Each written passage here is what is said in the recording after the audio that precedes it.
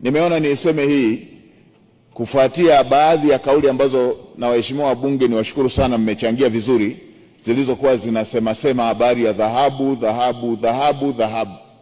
Mheshimiwa Spika, tunapotaja akiba zetu tulizonazo sasa hivi, tunataja akiba ya fedha ambazo kwenye hizo akiba za fedha tunaongeleaga kiwango cha chini zaidi ya miezi 4 ya uagizaji wa bidhaa, ambapo sasa nadhani tuna zaidi ya miezi 5.7 ya uagizaji wa bidhaa.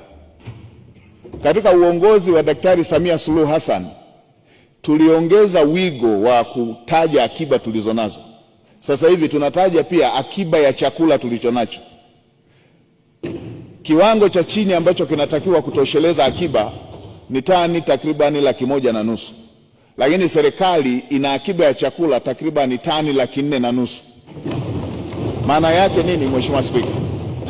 Panapotokea pana uhitaji, serikali inaweza kuuza ile ziada ambayo ni ziada ya kile kiwango cha lazima cha kubakiza kwenye akiba ya nchi.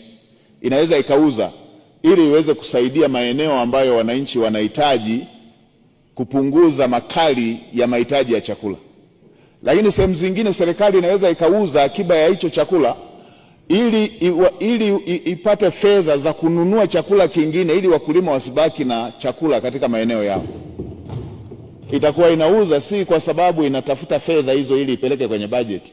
Itakuwa inauza kwa sababu wakala wa chakula aweze kujiandaa kununua chakula kwa wakulima, kama sehemu ya kuwafanya wakulima wapate chakula, wapate fedha, wapate faida ya mazao yao. Hivyo na kwenye dhahabu. Dhahabu inasimamiwa na Benki Kuu ya Tanzania, na hawa wanaoongelea dhahabu sasa hivi hawajajua hata fedha ya kununua dhahabu ilitoka wapi, mpango ulianzia wapi. Wao wanaenda kwenye tetesi tu, dhahabu.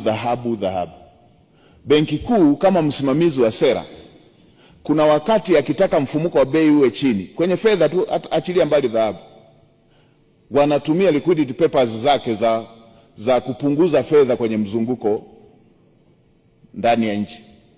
Ni sera za kifedha za Benki Kuu ambazo huwa zinatumika na nchi yoyote.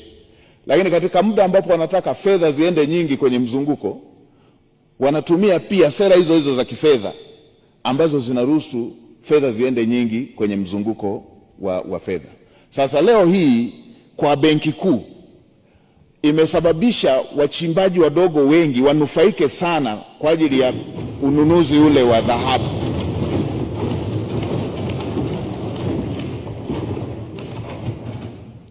Na kama nchi, mpango ule ambao dira yake imetolewa na Daktari Samia Suluhu Hassan, tunataka tuendelee na jambo hili la kununua dhahabu, hata iwe nyingi mpaka tulingane na mataifa mengine ambayo yalishanunua dhahabu nyingi. Inapotokea soko limepanda la dunia, ni busara tu kuuza ili ununue dhahabu za wachimbaji wadogo huku, wapate soko, wapate fedha nyingi za. Ni busara tu. Maadamu kiwango cha chini kilichowekwa cha dhahabu inayotakiwa kuwepo kipo vile, ni jambo la kawaida. Tuna haya wala si mambo ya mtaani, ni mambo ya kisera. Benki Kuu watafanya, na kama ambavyo mambo mengine ya kifedha ambavyo yanafanyika, hivyo ndivyo ambavyo inafanyika. Na haya ya utekelezaji wa miradi, tusije tukatembea na kauli za wale wasioitakia mema nchi yetu, kwamba wao wanadhani kwamba nchi haina fedha, inataka iuze dhahabu ndio iweze kutekeleza miradi. Makusanyo tunayapata kila siku, lakini pia na fedha zikishapatikana, kwani zile za dhahabu zitakuwa zinawekewa alama? Zenyewe zitakuwa zinawekewa alama. Wanataka za dhahabu, zile za dhahabu zikiuza zifungwe shanga kwamba hizi ni za dhahabu.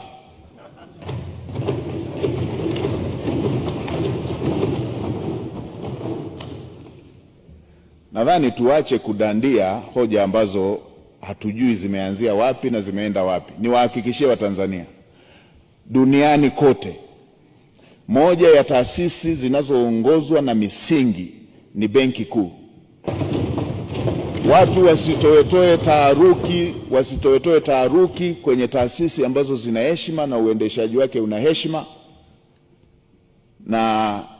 na popote pale ambapo taasisi hizi zinaendeshwa kwa heshima, zinazingatia misingi, na kama zinazingatia hiyo misingi, wale ambao hawana taarifa sahihi wasiingilie misingi hiyo.